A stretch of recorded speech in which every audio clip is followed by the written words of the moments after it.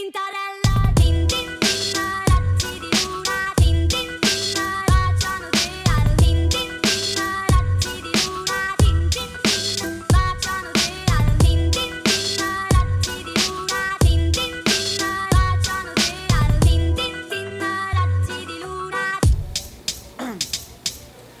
Meu nome é Gerson Luiz Tavares, eu sou natural de Florianópolis, sou graduado em Direito pela Universidade Federal de Santa Catarina, prestei concurso público para o Tribunal de Contas do Estado de Santa Catarina, onde trabalho há 17 anos.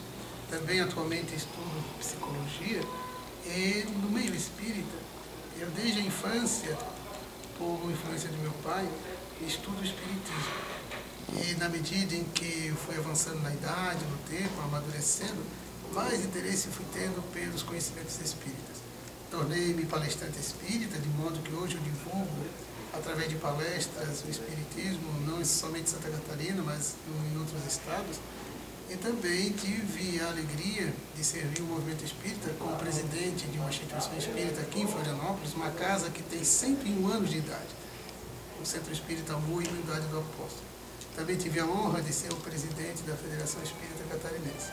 De modo que tenho a alegria de servir o movimento espírita, que tanto tem colaborado dentro das possibilidades com a sociedade, com as pessoas, na formação de uma nova era, a fim de que a fraternidade se instale em definitivo no mundo.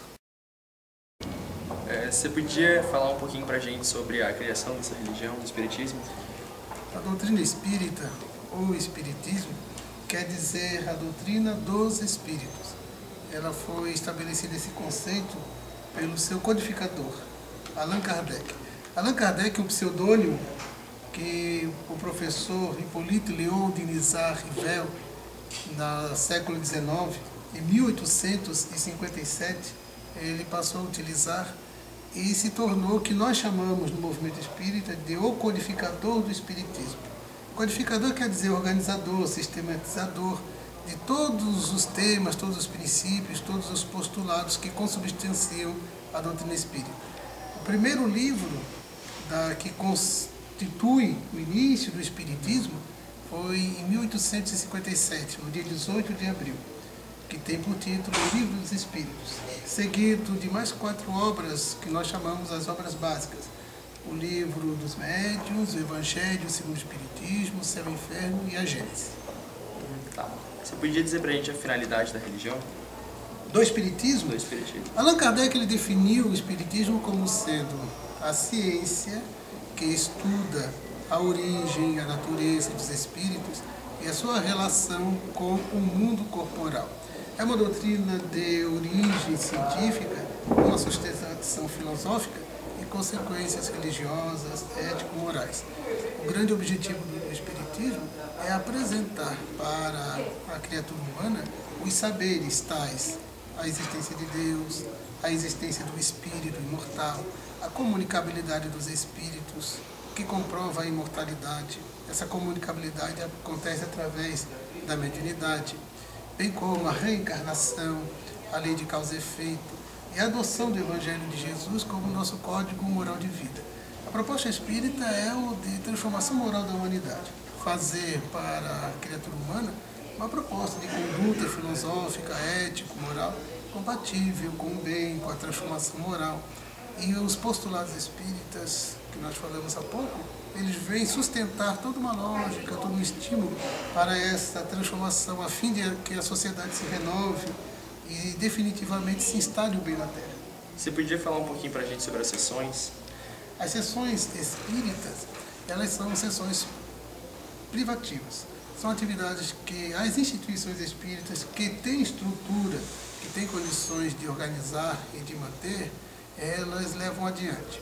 Allan Kardec, em O Livro dos Médiuns, ele desenvolve toda a temática a respeito da mediunidade, os tipos de mediunidades, os tipos de médiuns, como se desenvolve a mediunidade, e orienta para que as instituições que têm condições de estruturas organizem um grupo com poucos componentes, mas com pessoas que estejam qualificadas, capacitadas, com conhecimento suficiente, com a técnica da comunicabilidade, e com valores ético-morais para o desenvolvimento da tarefa.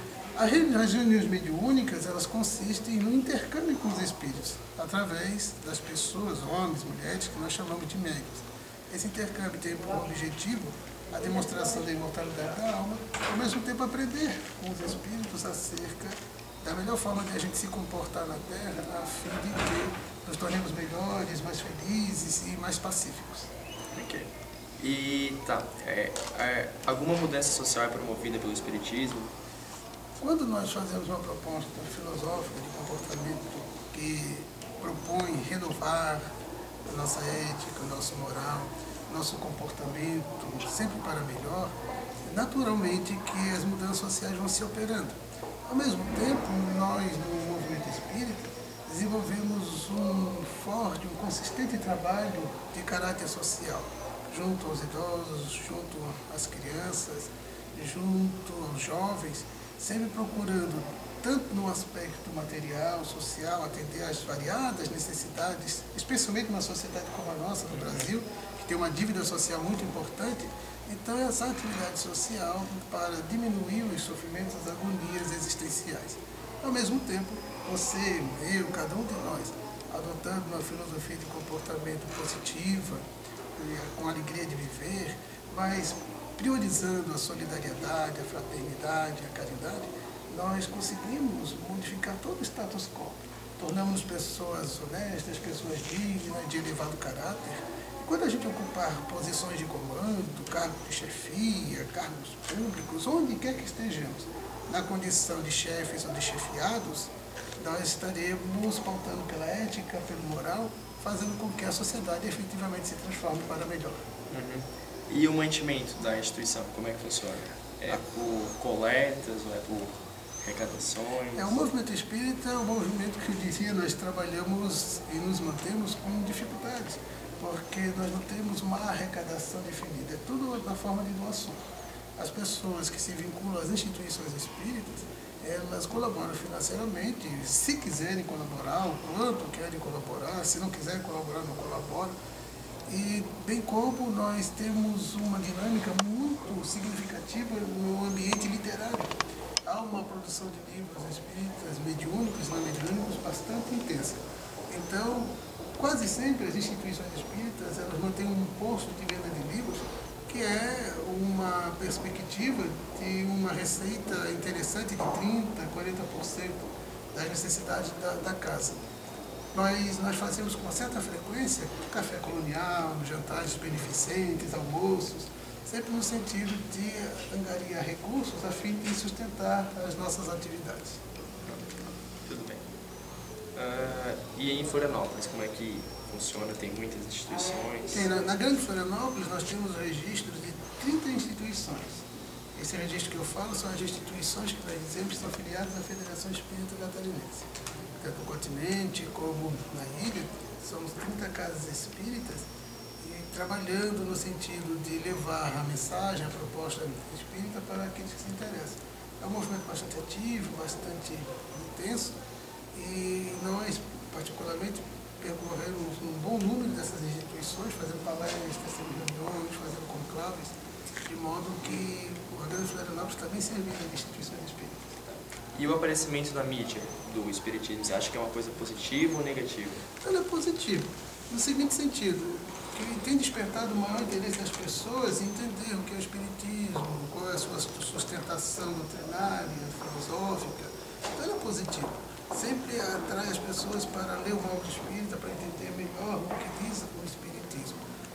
Naturalmente que a mídia muitas vezes trabalha sob uma perspectiva ou considera os conceitos espíritas sob um ângulo, às vezes incoerente, nem sempre bem corretos, mas é compreensível. Quando se fala de reencarnação, não é bem assim como muitas vezes apresenta a mídia, sobre mediunidade, mas de qualquer maneira, o que tem sido falado bastante a respeito tem motivado as pessoas a buscarem na literatura ou nas instituições espíritas o que o Espiritismo tem a oferecer. Então tá. Acho que era isso, tá bom? Muito obrigado. Disponha. Felicidades.